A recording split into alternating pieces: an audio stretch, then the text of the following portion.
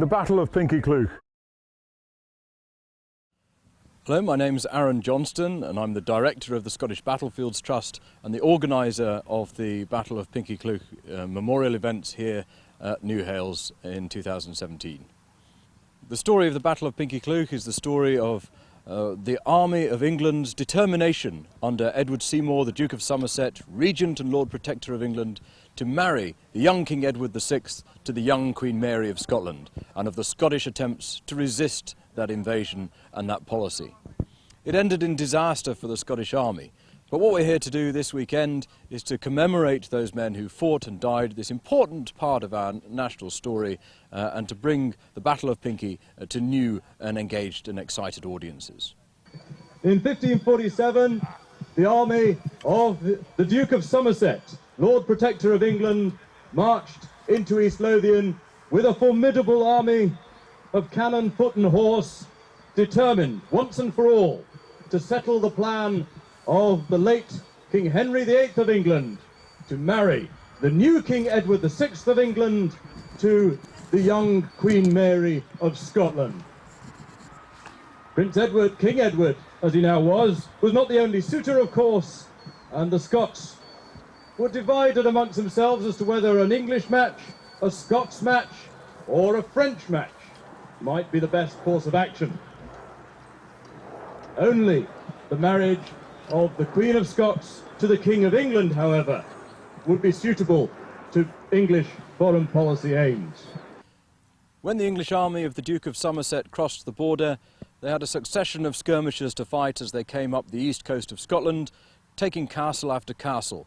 First Dunglass, then Innerwick and Thornton, and then they moved on through past Linton Bridge, whilst the Scottish army was assembling in great strength, probably the largest army ever assembled in Scotland, maybe as many as 25 or 30,000 men. And the Scots were in a formidable defensive position here above the River Esk in Musselburgh, closing the road to Edinburgh. And the Duke of Somerset knew he was going to have a tough challenge trying to attack that position.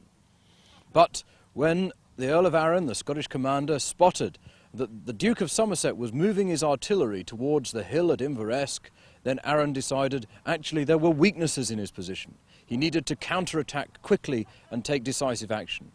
So, totally unexpectedly, he led the Scottish army on the attack, coming down from its defences behind the river, coming across the water and then into the ploughed fields near Pinkie. The English army was caught out, it was caught by surprise, and it was only a series of daring, almost sacrificial cavalry charges that stopped the Scottish momentum long enough for the English artillery, longbows and hackbutters to deploy.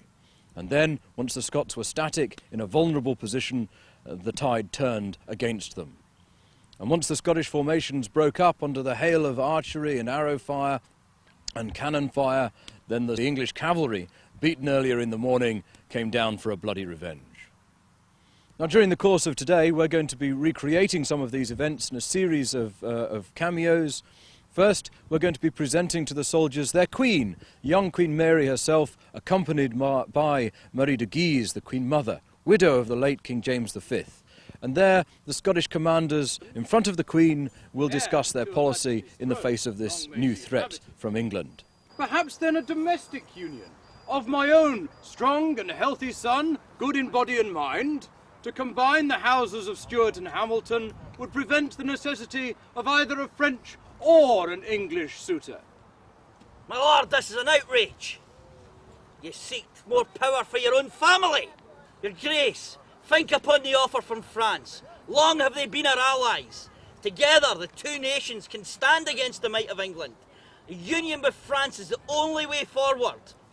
I therefore propose that we take the extraordinary measure of raising every able-bodied man between the ages of 16 and 60, and in order to do so, I shall submit that we should send the fiery cross, not only across the provinces in the north, but throughout, north, south, east and west, and bring Highlander and Borderer together, and every man between, and raise such a host as we will demonstrate that we will not accept any proposal which comes at the point of a sword, whether it come from France or England.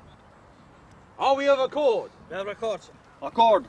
Then My Lord Huntley, you will raise your tenants in great number. My Lord Angus raise the borders. I shall raise the west and the east, and we shall all, I sure, send away any force that comes through this kingdom, and we will not make any move to discuss any marriage proposal until the present crisis is resolved. I think, therefore, your majesties may wish to retire while we gentlemen pursue the arrangements for the raising of your forces.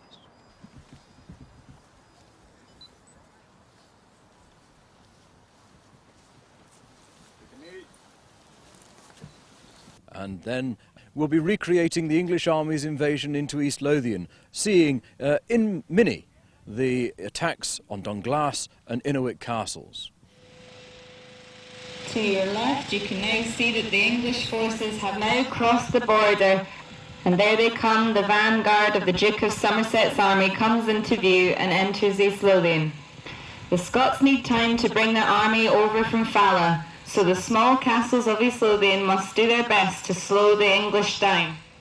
There we have the archers attacking Dunglass Castle.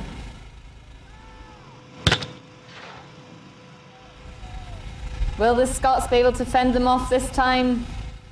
Armies are about to engage.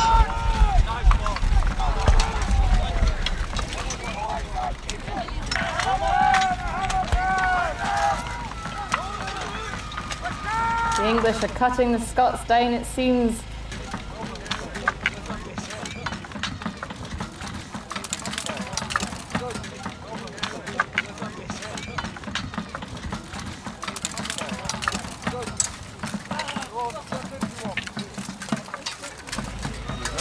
And so Dunglass surrenders, and its the defences are ruined to prevent it from being used again. The English are now moving towards Edinburgh. Now you can't help but notice the formidable pink stone walls of Innerwick Castle. The English now approach, and it looks like the Scots intend to resist. They've resisted the first cavalry charge. And here they go again. They're still holding out there in Innerwick Castle. They're fighting back once again. They're trying once more to secure the castle. Will we manage it?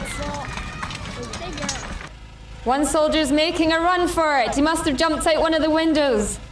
Will he make it? Poor man, slain. The English army have taken Innerwick Castle. The English moving on again now on their relentless march towards Edinburgh. And then, of course, the climax of the day will be recreating the Battle of Pinkie-Cloak itself with those dramatic cavalry charges, the cannon fire, and to see whether that Scots army can wade through the ploughed fields and drive off the invader. But the road to Edinburgh has now been blocked by the Scottish army. The head of the army, you can see the Earl of Arran himself, governor of the kingdom, and behind him comes the Lion Rampant. The proud flag proclaims to all that the army is here, is fighting in the name of Mary Stuart, Queen of Scots, just 4 years old. Soldiers of Scotland, remember this. We are gathered here not to decide the rights or wrongs of the proposed union between Our Majesty of Scotland and His Majesty King Edward of England. We are instead gathered here to demonstrate to all our sovereign right to determine the union's merits by our own wits and not at the point of an aggressor's sword. So, gentlemen of Scotland, do your duty, do it well, and we will carry ourselves to a great and noble victory. God save the Queen! God save the Queen! Arran has spent much of the last few years fighting skirmishes and sieges, trying to hold his country together, but never has he faced a challenge so great as this. The Earl of Arran has deployed his army across a ridge to protect Edinburgh. But the Scots are not likely to move, as they will surely wait for an English army to attack. And on your left, the English are beginning to move, and it looks like the Duke of Somerset, with Fawside Castle close behind him, is surveying the battlefield. It looks like he's signalling to send his cannons forwards too. Perhaps he thinks he can bombard the Scots into submission.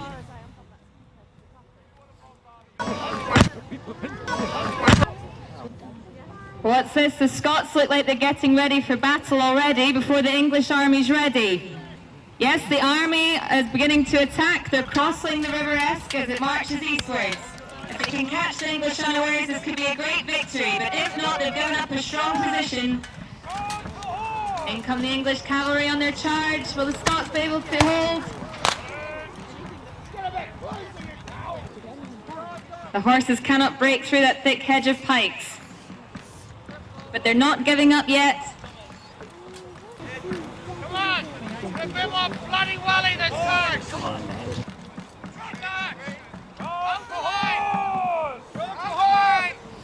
The cavalry charging once again. Come on! Come on! Oh, that's it. We'll see them all.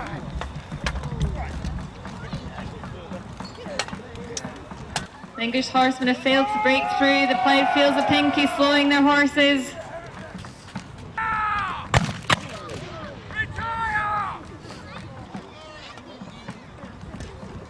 Scots army advancing.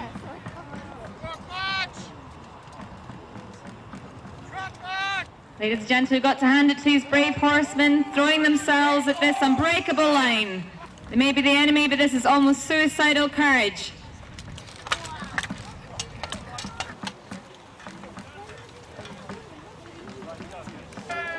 In come the English cavalry once again. Will they break the line this time? Hold steady! Hold your line, man! And the Royal Standard of England there, the personal banner of the young King Edward, the symbol of Somerset's authority. The Scots are trying to capture the standard. Have they managed? But I have the standard! No, the standard has been saved, but the staff is still in Scottish hands. Listen to the Scots cheers, the English horse finally scatter. The Scottish soldiers have started to bunch together, better protection from the horses, but still perfect targets for the cannonballs. The English army advances.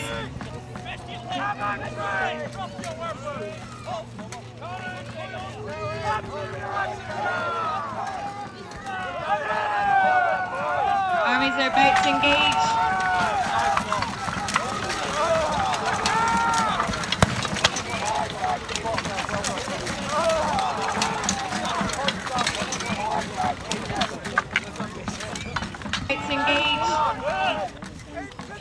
Duke of Somerset ordering soldiers to move back.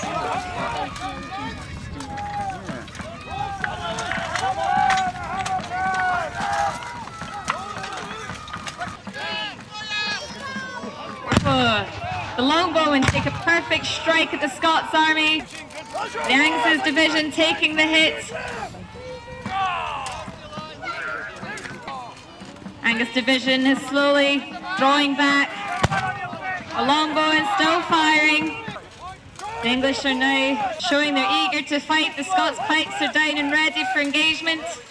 The Earl of Huntly's men are now under pressure. They are unable to press forwards. What can the Earl of Arran do to help? He's trying to order his men.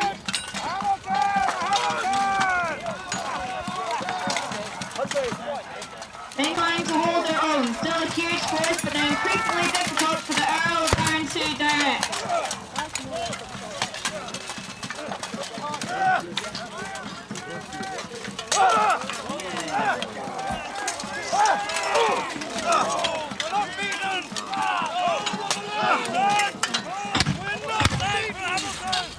More cannon fire. Chase them!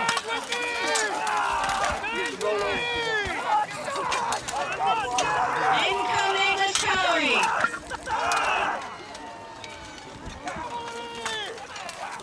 The cavalry are driving